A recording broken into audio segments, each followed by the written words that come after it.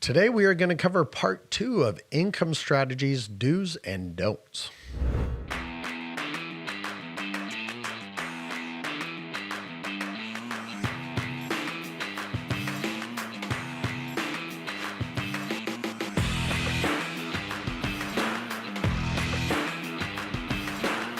Hey everyone, welcome back to this week's episode. Episode.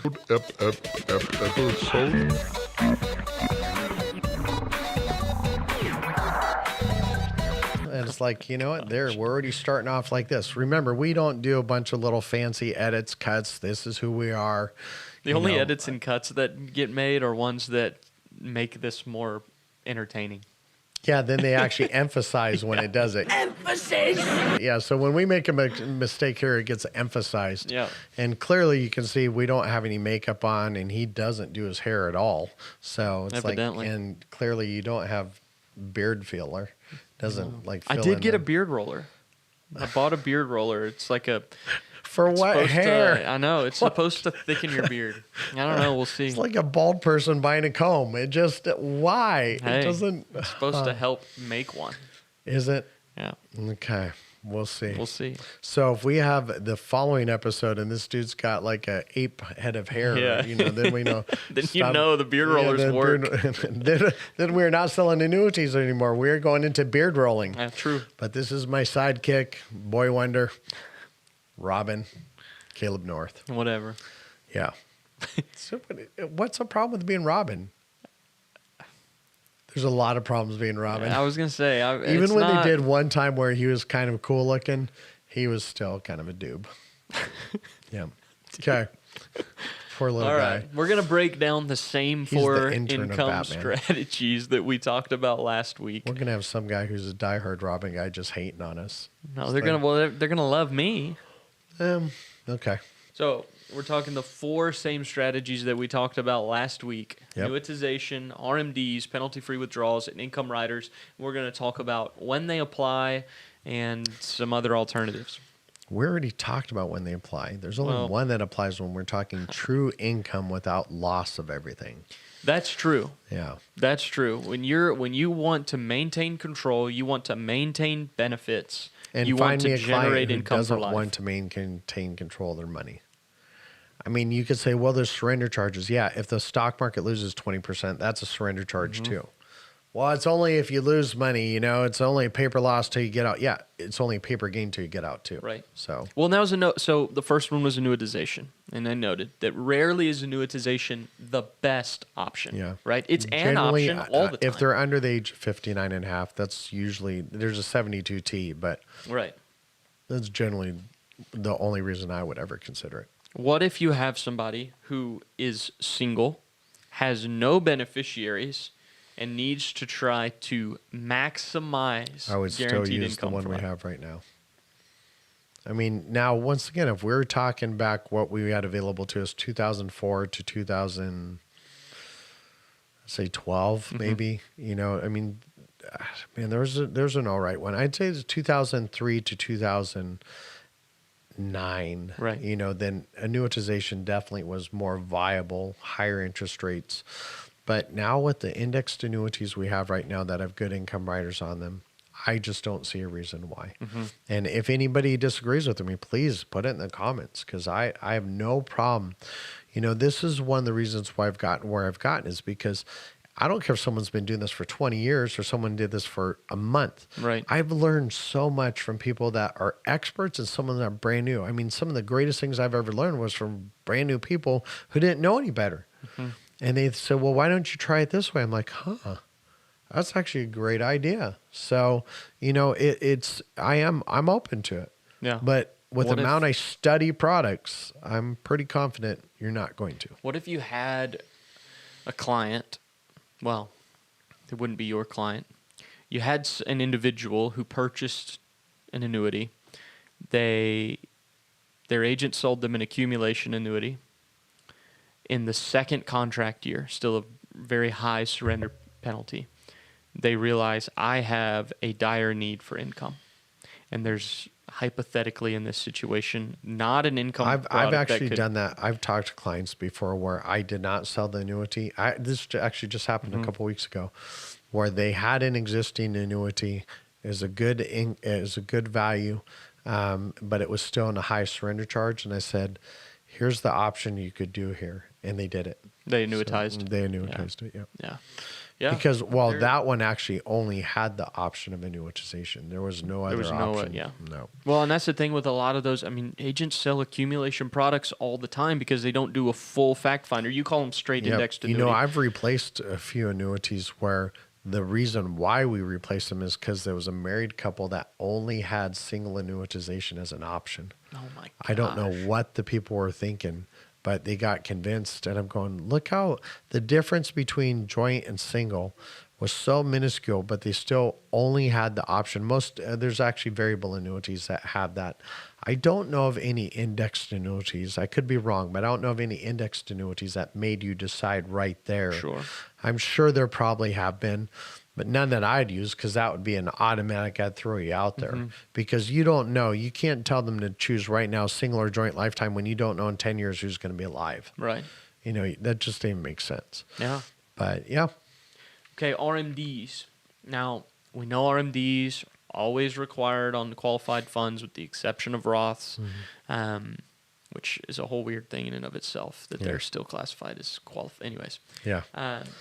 You know, when I train agents, that's one of the common things I hear is like, why is a Roth still qualified, but it's tax because it's deferred? still considered an IRA, course, and the yeah. IRA gets the lump of qualified, even though it's a particular. Hence it's a weird legislation deal. messing something up again. Hence insurance industry. Period. There's so many like weird caveats and things. It's so interesting to me. I would say financial industry, Yeah, not that's insurance fair. industry, because I think everybody in every field has some weird things that you're like, what were you thinking there? Yeah, true. They're going to come out, even if income is not the issue, right? They're coming out. The government's going to force it. You're going to take them. That's not the question. The question really is there ever a point when just simply drawing RMDs is, and I know from your perspective, you say it's not an income strategy. It's not an income strategy. It's I have to take RMD strategy. Yeah. I mean, it's just a fact. If you can convince me that it provides income for life, which you can't, It doesn't for life. Well, it doesn't guarantee income. it doesn't for life. guarantee any amount. But No, the RMDs RMD are always you a have to take percentage. out. Yeah, Right. So I think it's 3.65% at age 72, and it continues to go up 5/10 of 5.05. 0.5% up to 0.1% is the general increases on that. And you just can't. I mean, especially if you have a few 0 years in a row and you're pulling out your RMDs and you're trying, I mean, you just can't time how long you're going to live. Right. You can't time how long you're going to live. What I was going to say is the challenge with RMDs for me is that there's no set amount. How do you budget when you don't even know what it's going to be? You could have a great year and your percentage goes up and you're getting a lot more income. Great. Or What you if have a it- 0 year and your percentage goes up and it But what if went you're down. doing that and let's say you're 72 years old, you're taking out your RMDs, and then when you're 85, the government comes out with some rule that changes everything again. I mean, we don't know. Now they had the 70 and a half to 72. And fortunately, people at a certain age were grandfathered into that, or a certain death or whatever, Right. retirement. But we can't guarantee what's going to happen. Right. there. Whereas the income rider is a contractual It deal. has to The happen. RMDs are government regulated. Yep. It's a whole different, Correct. separate deal. Now, if they don't need income, okay, but You they mean- still say, You mean they don't need income? Both of them are fine, no matter who's alive. Their incomes far surpasses their expenses. right, but they still want a plan for living. Would Would you still do a rider or just RMDs? Boy, that's a good one. I would probably still do a rider. If you flat out tell me I'm more concerned about the money I spend right now than getting any money onto my heirs, then yeah, I'd probably Yeah. still do an income And rider. today, That's a rare circumstance. It is though. a rare Yeah, circumstance. I mean, because out of the 20% of the volume, it's straight annuities with no rider. 80% of the volume is, now I didn't say clients because vast majority of my clients require income. Like I said, I don't know what your demographic is, but I just don't run into a bunch of people, even if they have a lot of money, they have a lot of expenses. So they need the income. But, if you're into that scenario, I still, like I said, I think I would do the income rider. Okay. Yeah. Interesting. And there are income products out there. We've got a phenomenal income product that within that first 10 years. God, I hope they don't change it because it's been dominant for at least a couple years. Yeah, to me, it's hard to even word it as increasing potential because the way that the roll-up works is it's increased likelihood. Very likely. Like, it's very likely that it happens. The thing I look at is I just had a client that another agent threw out 3 other companies. Mm-hmm. So as I always do, I asked her to send me the illustrations. I went over them. And first of all, I already knew 2 of them. I knew 2 of them really well. One I wasn't as familiar with. And so, because it's one that's another proprietary product in another area. And I'm going, it doesn't even come close. Yeah.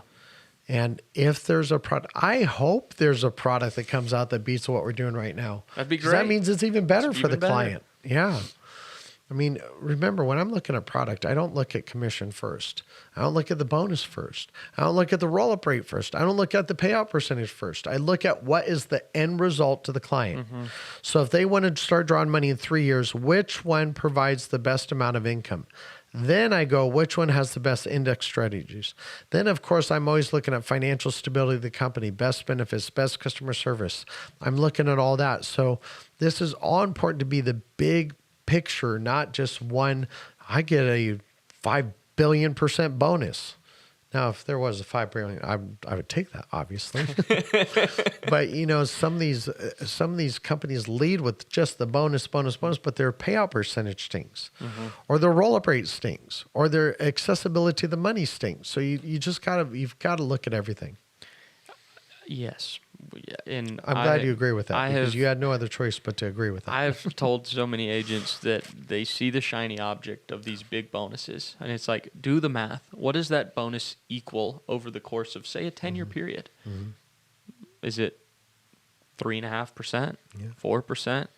There's nothing that's paying 4%. See, I remember over 10 back years. in the day, there was someone that added 12% bonus and 8% compounded roll-up rate for 20 years in the benefit base. Guaranteed? Guaranteed. After income turns on? Guaranteed. No. It's like Okay. you'd have 12%. So let's say you have $100,000. Then you would start with $112,000 on the income and the index value. And then the income value was guaranteed to grow 8% compounded for 20 years. Or activation. So if you activated at year 11, that would stop. But the point was, if you're going out of ways, that product and a really good payout percentage, it dominated. Yep. But I'd tell the clients to say, you know what? If you wait 20 years to draw this out, your death benefit's gone 10 to 15 years. I mean, it's gone. Yeah. This is just a pure income play. But you have to know the little, and then we can look at the 1.5 time or 2 time multipliers on the long-term care benefits. I used to hear agents say, oh, no, this is going to pay out for 5 years. No, if that account value's gone, guaranteed. the doubler stops and then it reverts back to the original income amount. So you can't take your marketer's word for that. You can't take the insurance company's word for it. You have to know that you are the one that's responsible. Yeah. Yeah. And a lot of agents say, well, how do you? Like, if you can't take the insurance company, you can't take your marketing organization or whatever it is, because you have there's to study humans and read on the other literature. side. Right. I'm not saying the insurance company or the marketer's trying to mess you over. I'm saying they're human too. And sometimes they misunderstand it, or they just had a bad day and something didn't go through. I mean, I'm not knocking that at all. I'm saying this simply for this reason. It is the agent's responsibility to know how the product works. Yep. Period. It is. Read the fine print, read the disclosures, know Everything. Okay, the third strategy that we talked about was penalty-free withdrawals. Now, I will say just openly and candidly that of all 4 strategies, the idea of trying to use penalty-free withdrawals for income is the worst of all four to me. I heard someone say, "Oh, I can take out 10% per year, and I've averaged 14% per year in my annuity." I'm like, "No, you haven't." No, I have. No, you haven't. You have not averaged 14%. And even that drives me nuts too, is when you have agents going, "You're going to average 9 or 8% in this indexed annuity." No, you're not. Yeah. There may have been a historical period where that did happen, but that's very rare. The reason for me, Chad, that the penalty-free withdrawals is just not even a viable option is that the moment you have a 0 year or a 0 2 years, or God forbid 3, your percentage of withdrawal has to consistently increase just to have the same amount of income. Yep. Now, well, granted, it's the same thing. If you have 100,000, you lose 50% in the market, but you're pulling out $4,000 when you have 100,000. Now it's down to 50,000. You're not pulling out 4% anymore. Right. It's the same concept. And the concept applies too, even to indexing strategies. To me, I talk with agents about this all the time. The idea that if you're going to take withdrawals, whether that be RMDs or income withdrawal or penalty free or whatever it is, you're pulling something out. You want to simultaneously try and credit as frequently as you're drawing, But if you can. we go back to the number one thing. It is not guaranteed income for life. It's that simple. It's not. And that brings us to the fourth one, which is my favorite. Income riders. For the right circumstance. For the right because circumstance. I have no problem with going, "Hey, your income." I love it when that happens. When they say, "You know what? We both have pensions. We both have 100% survivorship. We can pull in $10,000 a month, but we only require $3,500 to live off of." Great. Awesome. That is so good. Yeah. Don't need it. My biggest sale ever was a $4 million deal, and they needed no income whatsoever, not even remotely. They had very reasonable expenses for what they had the capability of. They could have easily increased that. They had tons of money in the bank, still another $6 million left over. And it was fine. Yeah. They wanted to take $4 million. They wanted to make sure it never went backwards. They knew they weren't going to get high, crazy returns potential. I mean, you could still get a 12 to 15% return in an index one year, but there's also going to be years where it's going to make zero. Right. And likely in a 10-year time frame, multiple years where it's going to make zero. Yeah. That's just how it is. The thing to me about the rider, Chad, is that how versatile and how well-rounded it is. Sure, you're paying a 9/10 to a 1.5%, annual fee for it. But what you maintain control of, the benefits that you have, the indexing strategies that stay relevant, and the guarantees that you create on the income side, it's a very marginal amount to pay for a lot of opportunity and a lot of benefit there. There's a lot to be said about just a peace of mind. That's true. And you wrote stress in rocking chairs. And one of the things you try and do is mitigate stress, get rid of the stress while guaranteeing that they're going to be okay and they're going to be taken care of and their income's coming through regardless of how long they live or what the market does. That's what it does. The other thing, real quick, 3 things. If you use a rider, you don't lose the ability to annuitize. If you chose to later, it just becomes irrelevant. Yeah, I was right? going to say, why would, But you annuitize, you lose the ability to do a lot of other things. I mean, there's some you can't, but there's a lot out there you can, but why would you? Why would you?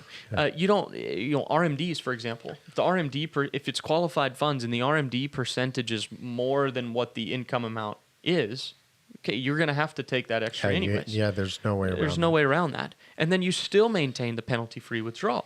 So you're actually maintaining all 3 of the other income strategies, so to speak, but you're doing it with a whole nother deal. Like you're not losing those opportunities is what I'm saying. But you try and use those 3 in place of an income rider, well, you've lost the ability to do an income rider. You can't add that in retrospect most of the time. Yep. So that was it. That was 3? That was all 4. No, I thought you said there's 3 things at the end, and then you just said 2. Oh, the 3 things were that you don't lose the ability to annuitize most of the time. Okay. You still, if your RMDs surpass the income amount, you're still going to have that. And you don't lose the ability to take penalty-free withdrawals, even though it can reduce the guaranteed amount. Like you maintain all 3 of those other things, but if you try and do any one of those 3 things and not use an income rider, most of the time you can't add an income rider I in just had retrospect. to make sure you understood it the way that I understood it, which I didn't understand. Yeah. So. I think it was because you were drowning me out again. No, I don't do that intentionally. I do. Okay, guys. It actually is less offensive that it's intentional. Oh, That's true, because that Yeah, if at it was least I put some thought unintentional, it's behind like, it. Well, if it's dang. unintentional, you might need to put me in a home, because that Yeah. means I'm drifting somewhere. Yeah. But don't put me in a home. Put me on the ranch. Okay. You have a great day, and of course, happy selling.